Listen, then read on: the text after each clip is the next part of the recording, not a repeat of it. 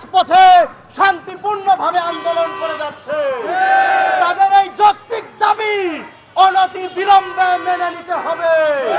কিন্তু আমরা দেখতে পেয়েছি হাজার হাজার প্রাইমারি স্কুল সরকারি হলেও একটি ইবতেদায়ী মাদ্রাসাও জাতীয়করণ করা হয় না।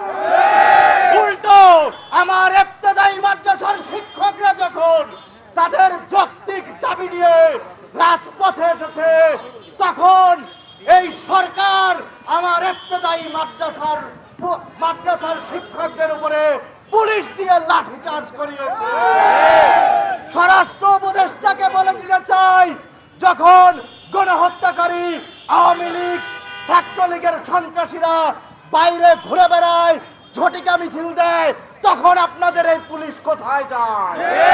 যখন আমার শিক্ষকেরা তাদের যৌক্তিক দাবি নিয়ে রাজপথে আসে, তখন আপনাদের পুলিশের মধ্যে সেই পুলিশ লীগের চেতনা আমরা দেখতে পাই। এই যে আজকে যে আমার ইবতেদায়ী মাদ্রাসার শিক্ষকদের উপরে সেই বর্বরচিত পুলিশ লীগীয় কায়দায় হামলা চালানো হলো, অনতি বিলম্বে স্বরাষ্ট্র উপদেষ্টাকে এর যৌক্তিক ব্যাখ্যা দিয়ে জবাবদিহিতা নিশ্চিত করতে হবে। এবং আমি বলে দিতে চাই, ঢাকা বিশ্ববিদ্যালয় সহ দেশের সকল স্কুল কলেজের বিশ্ববিদ্যালয়ের শিক্ষার্থীরা ইবতেদায়ী মাদ্রাসার আমার শিক্ষকদের সাথে আছে। আপনারা আপনাদের আন্দোলন শান্তিপূর্ণভাবে চালিয়ে যাবেন যতক্ষণ পর্যন্ত না সকল ইবতেদায়ী মাদ্রাসার জাতীয়করণের ঘোষণা আসছে। আপনারা রাজপথ থেকে সরে দাঁড়াবেন না। আমরা আপনাদের সাথে আছি, আপনাদের ভয় পাওয়ার কোনো কারণ নেই। আমরা ভয়কে জয় করতে জানি। আমরা যখন জুলাই অভ্যুত্থানে মার খেয়েছিলাম, এই ইবতেদায়ী মাদ্রাসার শিক্ষক সহ সকল শিক্ষকেরা আমাদের পাশে এসে দাঁড়িয়েছিলেন।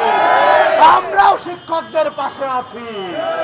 আমরা সর্বোপরি বলে দিতে চাই, যদি এই যৌক্তিক দাবি মেনে না নেওয়া হয়, আর যদি পুলিশ দিয়ে কোন প্রকার কোন ক্র্যাকডাউন চালানোর অপচেষ্টা করা হয়, সারা বাংলাদেশের শিক্ষার্থীরা আপনার এই পুলিশ লীগের বিরুদ্ধে প্রতিরোধ করে তুলবে।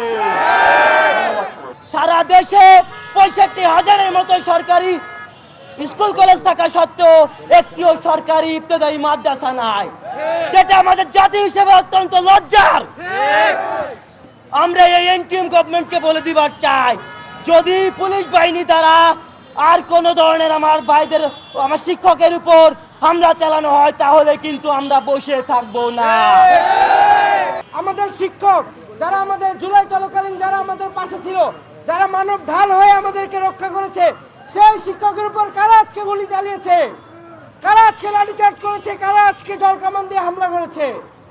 যদি দরকার পড়ে আমাদের এই শিক্ষকদের আমাদের রক্ত দিয়ে হলে আমরা রক্ষা করব, কিন্তু তাদের উপর কোনো পুলিশি জুলুম আমরা মেনে নেব না। তাদের দাবি দেওয়া অবশ্যই এই সরকারকে মেনে নিতে হবে।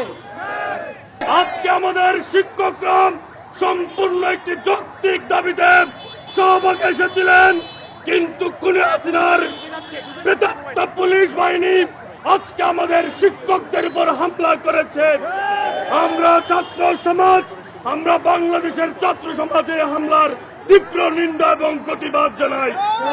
শিক্ষকদেরকে আমরা আশ্বস্ত করতে চাই, বাংলাদেশের সকল ছাত্র আপনাদের সাথে আছে। আপনারা হতাশ হবেন না, রাজপথ ছাড়বেন না।